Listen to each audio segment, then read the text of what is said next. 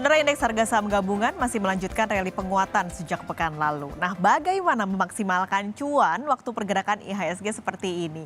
Pagi ini kami sudah bersama Marta Christina, Senior Investment Information Mirae Asset Sekuritas. Selamat pagi, Mbak Marta. Selamat pagi, Mbak Sekali. Oke, Mbak, ini kan dari pekan lalu nih, kayaknya IHSG energinya besar banget gitu, naik terus sampai terakhir kemarin. Ini akan sampai kapan kayak gini pergerakannya? Kalau pergerakan untuk IHSG sendiri sebenarnya lebih bergerak terbatas, terutama di ini, Mbak Pascalis. Kita lihat, nah IHSG sedang menunggu ada dua. Yang pertama ada rapat keputusan Fed Rate itu diputuskan nanti malam.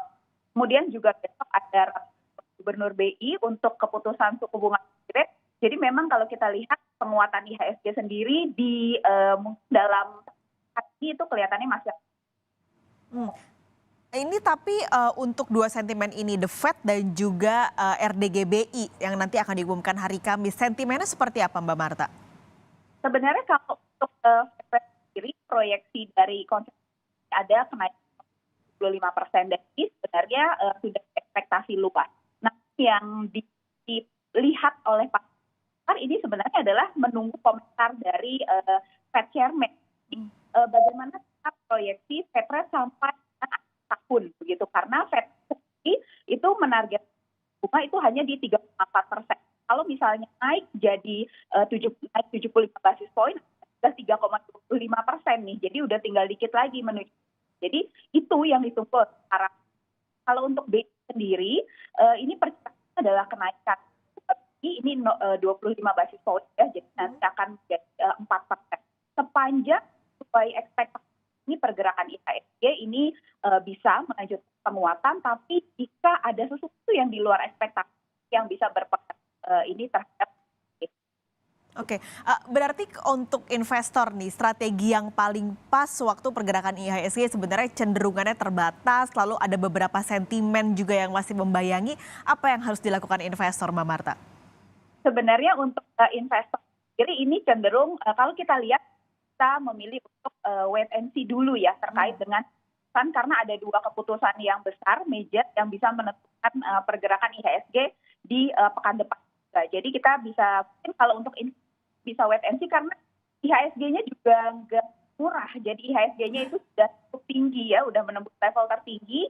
Jadi kita lihat sebaiknya wait and see menunggu ada koreksi, bisa memilih satu fundamental bagus.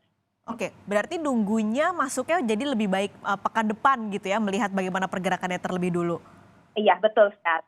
Oke, kalau sektor nih, mungkin udah mau ancang-ancang gitu minggu depan udah mau masuk lagi ke pasar modal, apa sih yang bisa dilirik dengan kondisi saat ini? Kita melihat sektor yang punya kerja bagus itu ada di seputar sektor, terutama di perdagangan batubara, juga di sektor perbankan, dan juga di sektor telekomunikasi. Ini bisa jadi pilihan investor ini untuk memburu saham-saham kalau misalnya ada koreksi, memang kinerjanya tahun itu diperkirakan akan tetap. Oke, perbankan, batubara, komunikasi ya itu yang harus dicatat. Berarti sampai akhir tahun nih, kira-kira proyeksi IHSG-nya akan bertahankah, akan nembus terus ini Mbak sampai level berapakah kira-kira untuk sampai akhir 2022?